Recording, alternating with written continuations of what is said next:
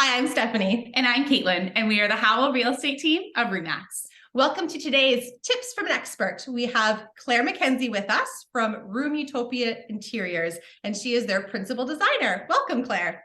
Thank you for having me. How are you both? We're wonderful. We are great. Good. Very excited to have you here. Very excited to be here. So let's jump in with our top questions for you, Claire, that a lot of clients ask about design. Okay. Our first question for you, what are the top trends you are seeing in homes today? Well, one of the big shifts we're seeing that seems going to be very prominent in 2023 is bringing the natural colors back in. So a step away from the grays that have been very popular for such a long time, and bringing in earthy tones, lots of greenery, lots of texture. So it's all about those natural materials, stones, wood, metal. I'm also seeing a lot of the dark and moody look in the luxury market, sort of very sort of dark, mysterious lounges and bar areas, which can create some really exciting design opportunities for sure. I love that. A lot of people aren't afraid to take challenges and really dive in with some more interesting than just gray, right? And that's what I think we've seen a big change in as well, even houses being staged, but how people are designing themselves as it's away from the cooler tones and definitely more towards the beiges and bringing that warmth back. Absolutely. And texture is such an important part of that.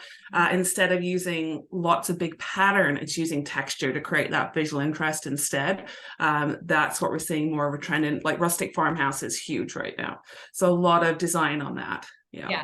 What kind of textures? Like, is it with pillows? Is it with decor items? In everything from doing even like wall features, doing like a stone veneer on a wall, or adding the wood elements in, to adding textures in throw pillows on sofas or chairs, or in like the curtains that you put into your space, using like linens and like thick cottons. And still some shiny velvet, but we tend to be away from that. It's more these sort of really nice, sort of more rusticy textures that we're seeing. Beautiful. Great. Yeah. So number two, how does the design process work in kind of a step-by-step format that gives people an understanding of, where afraid to kind of jump in from start to finish, what that process looks like? Yeah, well, it's always very important to meet with a professional who has a good process. And the first thing that we do is meeting with a client, preferably on site in their home or in their commercial space, to see, what actually the scope of work is, and determining the budget. Those are the really important, beginning factor. Oh no, I think we lost her. Hopefully she comes back. Pause for a second. Which is about between 4 and 8 weeks. Okay, we lost you for a sec, Claire, just to kind of, which will tie into our next question, but kind of going back to the step-by-step process of deciding on a budget, and then once you decide on that, where do we go from there? So once we decide on the budget, then we start with the design process, which takes about 4 to 8 weeks, depending on the scope of work, like how big of a project. Is it a small renovation, a kitchen, a bathroom, or just something simple like switching out flooring, paint colors, versus an entire project where we're designing an entire custom home. Obviously takes a lot more work. So that can vary. But once we have the design down and approved, it's sourcing for all the materials, working with the contractors, getting the timeline set up, and then making sure that we do the site visits. I'm very keen on being on site frequently, make sure everything's running to plan, answer any questions. It helps the process go along a lot quicker. Once the construction is done, then we do a deficiency walkthrough where we just go and have a look, make sure if there's any like little dings anywhere, anything that's not 100% perfect, to get rectified by the contractor and the trades. And then there's a sign off where we give like any details on care of materials, any questions that they may have before we sign it off and say goodbye. So it is really a full process, and like most of the time clients end up becoming friends. So it's a really fantastic process. Yeah, that's what we love about our job as well. So yes, it's great. So the next big question, the one that everyone loves, how much does it cost to hire a designer? So again, that is really subjective depending on the scope of work. Again, obviously picking paint colors and maybe a new flooring, might be around $1,000 versus building a custom home from scratch, which goes into the millions. So it really depends on the scope of work and the project that they're doing. But that's why it's good to sit down and really decide beforehand what your budget is. It's the question nobody likes to answer ever.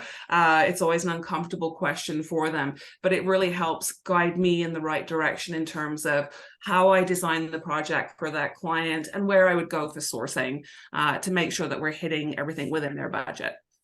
Gotcha.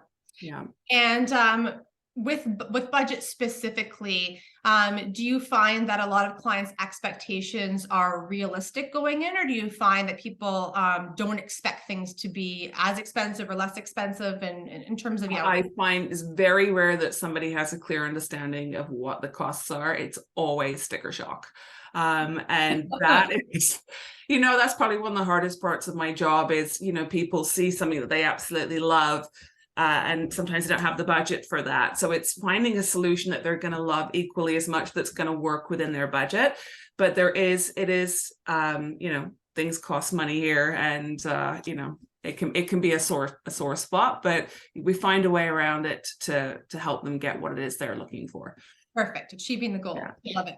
Which leads us into our last question, which is, is interior design worth it? And, or working with a designer worth it? And does it help sell your home in the future? Which of course we love because that's what we do, but we want to be able to kind of show our clients and, people who see this video why they should work with a designer and, what are the benefits of that and how it translates to the value of your home. Well, absolutely. I mean, working with a designer, especially with all the HGTV shows that are on these days, everybody watches that and everything. Oh, I can just take that and adapt that without any real clear understanding of the process.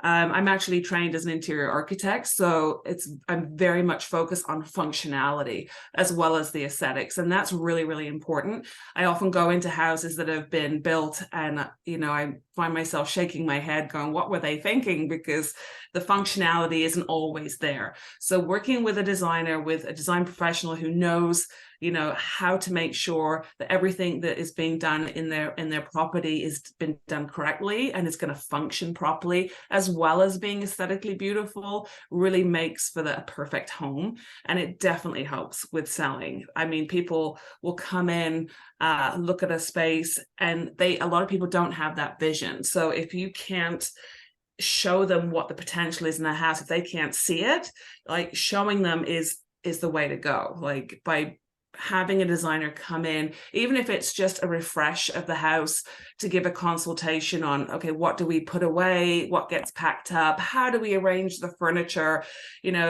Working with what they have a lot of the times just to make it better and more saleable makes a massive difference.